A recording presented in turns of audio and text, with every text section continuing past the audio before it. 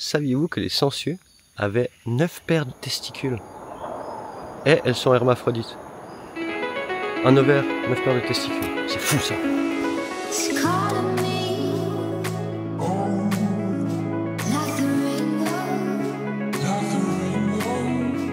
C'est parti pour rejoindre l'entrée sud du parc national de Taman Negara. 3 heures de route pour faire 200 km. Mais avant d'y arriver, petit arrêt essence. Et ça, c'est pas la même histoire.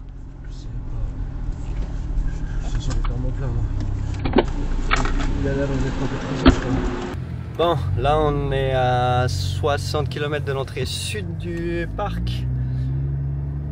Et on a voulu aller faire le plein parce que c'est la dernière station-service. Du coup on est chez Caltex, c'était noté c'était noté Shell sur Google Maps, là c'est une Caltex.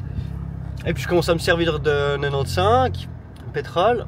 Puis il y a tout ce temps un gars qui vient m'arrêter là. Ouah, t'as pas des plaques malaisiennes, t'as pas le droit de prendre du pétrole. Quoi? Attends, moi je suis sur la réserve là. J'ai 2 réservoirs à remplir, je devais mettre 100, j'ai mis plus de 100 litres. J'ai fait, mais mec, je vais mettre du pétrole, mec, il n'y a pas d'autre station-service là avant. Là en fait on part jusqu'à l'entrée sud du parc, et après nous on s'enfonce dans la jungle, parce qu'on va faire une petite expédition dans la jungle un peu. Et du coup en fait tu peux prendre en tant que touriste, t'as le droit que de prendre de la Premium 97. Et bah ils ont pas de la 97 là, parce qu'on est on est au milieu de la jungle, là. Enfin on est au milieu du pays, et puis ben il n'y a pas de station qui propose la 97 quoi. Du coup je lui dis, bah, il m'a dit ok pour cette fois tu peux remplir, de toute façon j'ai déjà mis 50 litres, je lui dis bah écoute je fais à 50, on va en mettre 100. Puis du coup j'ai mis 100 litres, et puis il m'a dit ouais la prochaine fois tu vas pas dans une station prendre la 95, c'est que pour les Malaisiens. Je fais ok. On demandera avant de se servir dans la prochaine station s'ils n'ont pas de premium, et on leur demandera si on a le droit de se servir parce qu'on n'a pas assez, et on essaiera de faire d'aller dans des stations où il y a de la premium. Mais le problème c'est que des fois on choisit pas forcément où on fait le plein quoi. C'est un peu embêtant, même si on a 150 litres d'essence, c'est quand même un peu embêtant quoi de devoir sélectionner la station. Bon, on va aller se renseigner. Je me suis renseigné sur internet, et du coup c'est bien parce que la 95 ils veulent garder les prix bas, du coup ils subventionnent la 95, et comme ça il n'y a que les Malaisiens qui peuvent la prendre, parce qu'en fait vu qu'ils ont la Thaïlande en dessus qui a de l'essence qui est beaucoup plus chère, et surtout à Singapour qui est super cher l'essence, en fait ils ont beaucoup de problèmes avec les Singapouriens, parce que à côté à Singapour il suffit juste de conduire une vingtaine de minutes, tu sors de la ville et puis tu arrives en Malaisie, puis en fait tous les Singapouriens, à la place d'acheter leur essence à Singapour, ils traversaient la frontière, ils allaient remplir leur essence en Malaisie, et ils payaient beaucoup moins cher. Et du coup maintenant ils veulent plus de ça, et du coup tu peux avoir des pénalités. Du coup ma foi s'il y a une pénalité, je suis prêt à payer la différence de prix entre la 95 et la 97, même si je pense qu'on n'aura pas de pénalité, mais il y a quand même des caméras partout, mais bon ça m'étonnerait qu'ils aient... Voilà, mais bref, je suis prêt à payer la différence s'il faut, il y a une pénalité. Mais voilà, du coup si vous n'êtes pas résident malaisien, il est interdit de prendre la 95 parce qu'elle est subventionnée pour les Malaisiens. La quantité d'eau sur l'eau, sur la route. Hein? Ouais. Il n'y a pas plus vite que ce que c'est vraiment catastrophique les effets quand même. Waouh! Ah mais c'est un sac poubelle qui a explosé là. Ouais. Le gars il a quand même lancé son sac poubelle là quoi. Il a oublié sorti bien ou bien? Putain oui, il y a eu un accident là. L'ambulance est passée à côté. Parce que le gars il a plus de peau sur le bras là. Il a plus de peau sur le dos et le bras. Mais l'ambulance elle est passée tout droit mec. Ah ouais. Putain mais il a quoi? Il a pieds nus. Ouais il est en short. Et là il a son petit chapeau de prière là. Aïe aïe aïe aïe. Mec t'es un courageux toi mec. Son caleçon. Oh la tête. Mec t'es un ouf, tu bouges pas mec, ça doit faire mal. Il saigne pas hein? Non non il est brûlé. Ouais. C'était mouillé, je pense qu'il s'est pété la gueule. Ouais bah heureusement. Heureusement que c'était mouillé. J'ai pas envie de rester là, je pense que mon stress. Aïe aïe aïe aïe. Putain. Aïe aïe aïe. Ah elles sont là, c'est chlapé. Ah mais il y a son scooter, il est là. tellement de chaussures. Ah il s'est fait shooter là. Où il a glissé là, il est tout là. Pourquoi il est arrivé jusqu'à là-bas? Pourquoi il est arrivé jusque là-bas? Pourquoi il est là-bas le mec? Pourquoi il est là-bas? Ah mon... Putain on a jamais vu l'accident, et puis là mais on a à chaque fois on est juste avant hein. Ouais mais attends on a jamais eu l'accident, puis là on a vu un mec mort, un mec complètement ouvert. Et puis un mec mort où on a juste évité hein. Ouais. Oh. Parce que le mec mort on est passé, ils ont mis le gras.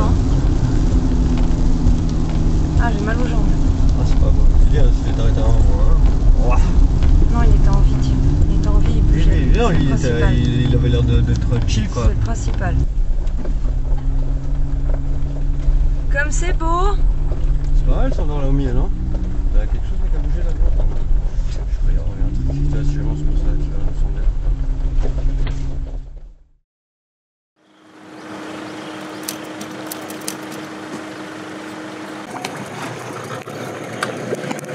Hé hé.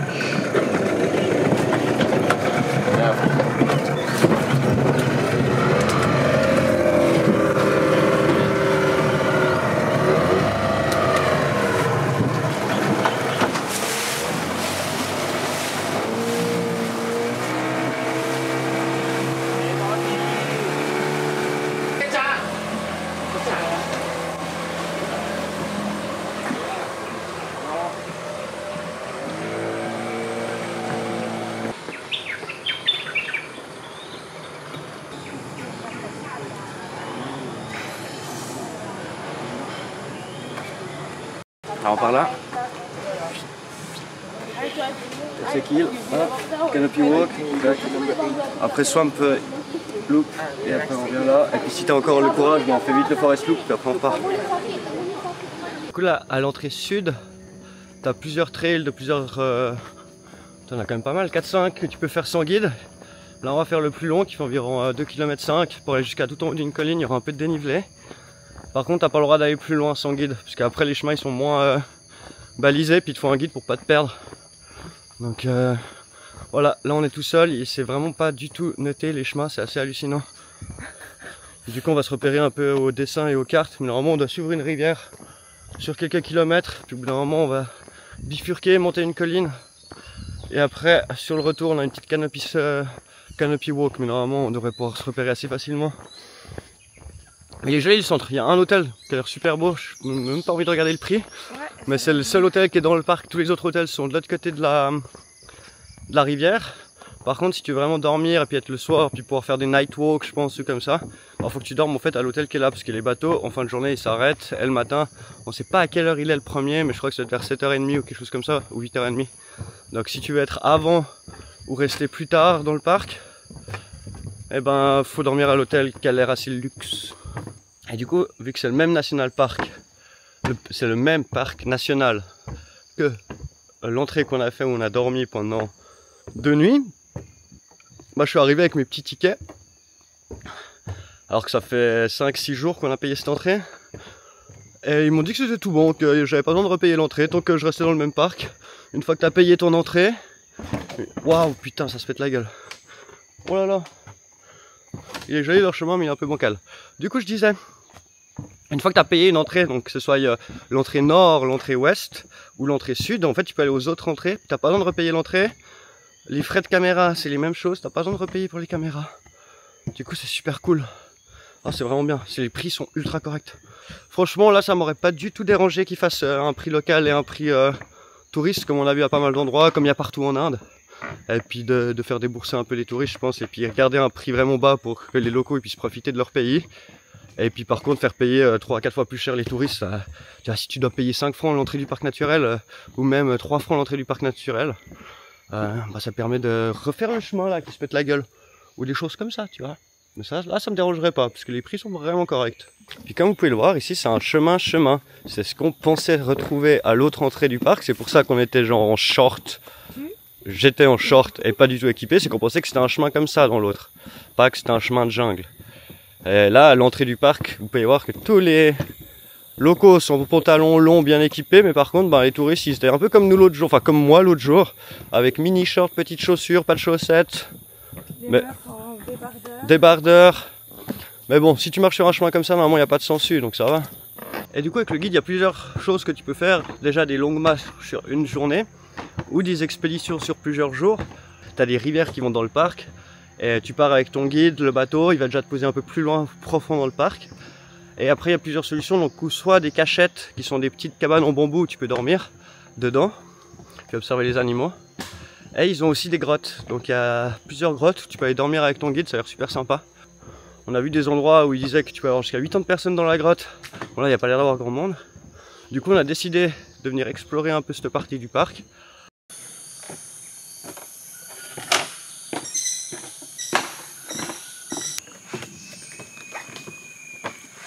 Ok, du coup il y a quand même des écriteaux.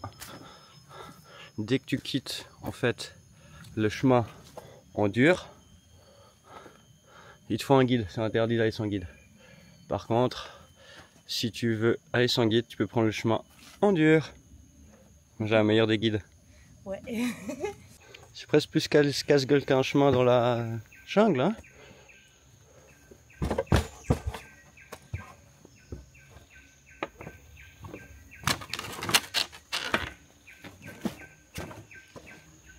Je préfère marcher dans la jungle que là-dessus, hein. C'est moins dangereux. Ouais, là, tu sais jamais quand ça va lâcher. Bon, par contre, ça va beaucoup plus vite au niveau du nombre de kilomètres que tu fais par heure avec ces chemins, parce que ça trace. Puis pour l'instant, il n'y a pas beaucoup de vie. On essaie de pas faire du bruit là, par contre, je vlog. On a vu papillons, on entend des oiseaux et des petites araignées. Il n'y a vraiment pas grand monde qui prend. Déjà, je me prends toutes les toiles d'araignée. Donc, quand tu te prends toutes les toiles d'araignée, tu sais qu'il n'y a personne qui est passé le matin. Mais t'as l'impression qu'il y a surtout personne qui est passé là depuis 3 ans. Et putain, ce bordel. Ouais.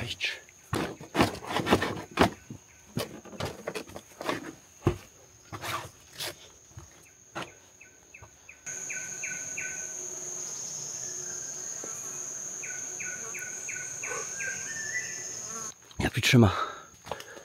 Enfin, il n'y a plus de chemin, il n'y a plus de passerelle là. On a vu quelques petits écureuils. Et là on s'enfonce sans passerelle. C'est un peu boueux. Mais c'est cool, on peut voir les marques, on peut voir qu'il y a eu quelques traces de pas, mais pas beaucoup d'autres. Pas grand monde qui est passé par là quoi. Il n'y a que des traces de pas d'humains pour l'instant.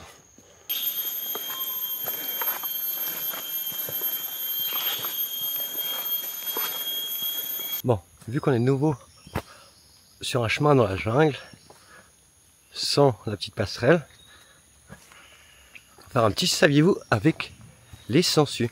Saviez-vous que les sangsues avaient 9 paires de testicules?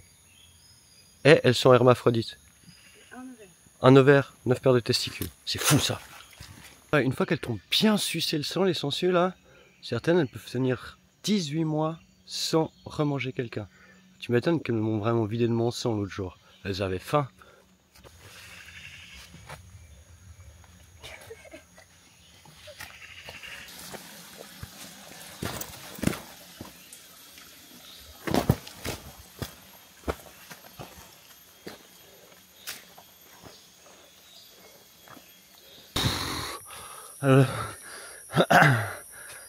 C'est chaud. Je transpire tellement. On est en train de monter la colline là. J'ai trempé. On pue. Wow. Ils sont pas bons. Ça grimpe. Ça grimpe. C'est de la boue. Par contre avec les racines ça fait des marches. Ça grimpe. Ça grimpe. Ça... On est détrempés. Heureusement on a pris de l'eau mais bon. On s'est dit 1 litre pour 2 km ça va le faire. Putain. On n'a pas encore bu, on va faire une pause à la colline en haut. Oui, moi j'ai déjà bu. Ah t'as déjà bu? Ouais. Je boirai après.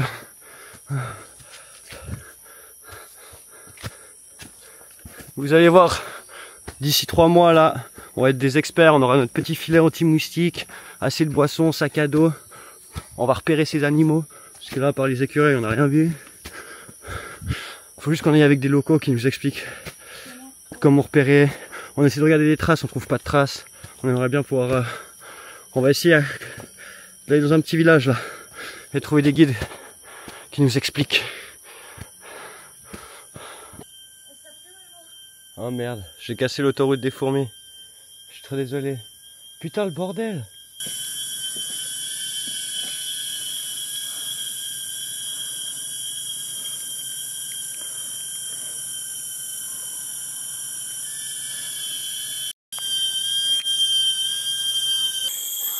Regardez-moi ce bataillon de fourmis.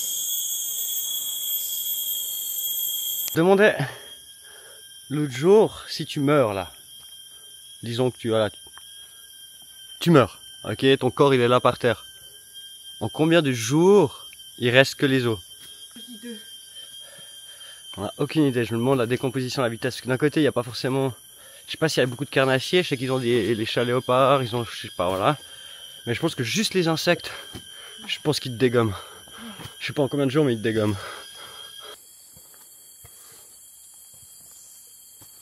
On est au sommet. Il fait pas trop chaud, il y a des petits nuages, il pleut pas. C'est nickel, on est juste détrempés comme vous pouvez voir. On perd des litres de flotte.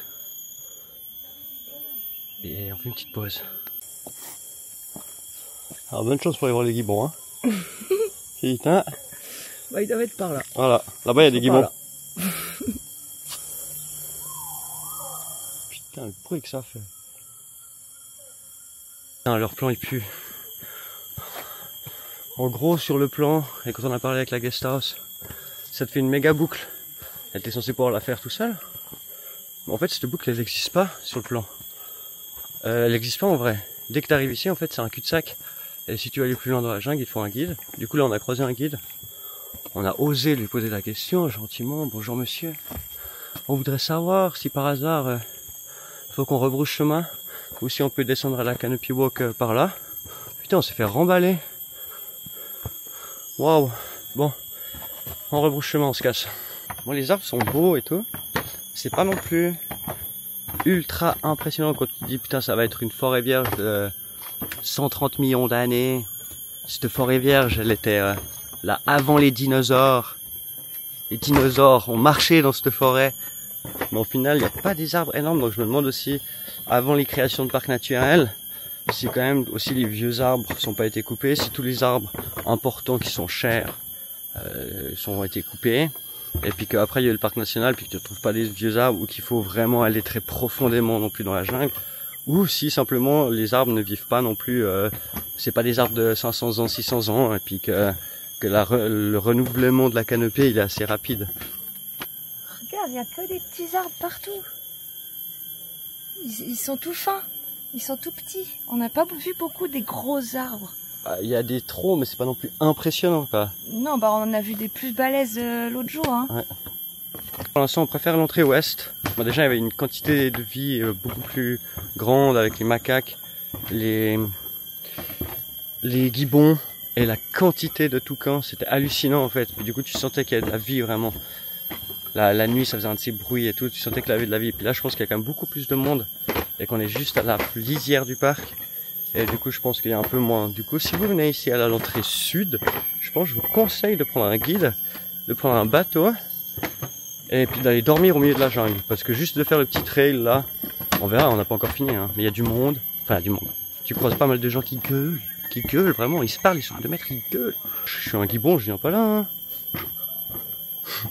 Si je suis un tigre, je viens bouffer de l'allemande un peu là. C'est ça que je parle, tu vois.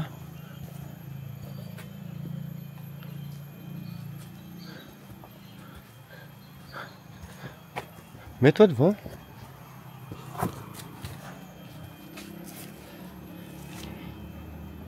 Putain, la taille.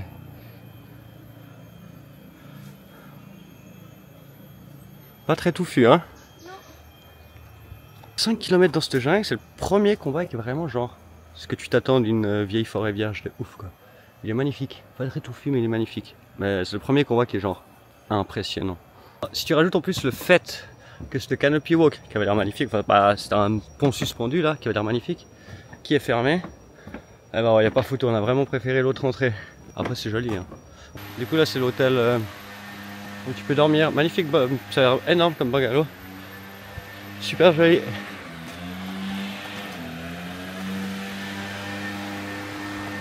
Oh, je me boirais bien une bière là, une chope de bière là. Oh, comme ça ferait du bien, une petite pression bien froide. On va jamais la trouver, mais c'est pas grave. C'est dans ma tête. Dans ma tête, je bois une bière. Je suis déshydraté. Zoé, elle va me sauver avec de l'eau. C'est pas la pinte de bière, mais on fera avec. C'est un peu mal, voilà. Mais du coup, on est parti du Park Center, Lupong Sipang. Et je pense que notre route, elle faisait comme ça. Et après, on devait aller au sommet. Par contre, celle qui faisait comme ça qu'on voulait prendre, elle est qu'avec le guide. Et du coup, nous on a fait tac, Lupong, venu là, aller-retour à la Teraxek Hill, revenir là, Canopy Walk, là, et après ici. De retour, Pumba de l'autre côté. Prends le bateau, on va aller manger, et on part. J'ai changé, on était trempé. Et maintenant on mange un poulet gingembre. C'est excellent avec plein de légumes. Franchement, c'est le meilleur poulet gingembre que j'ai mangé. Ça passe.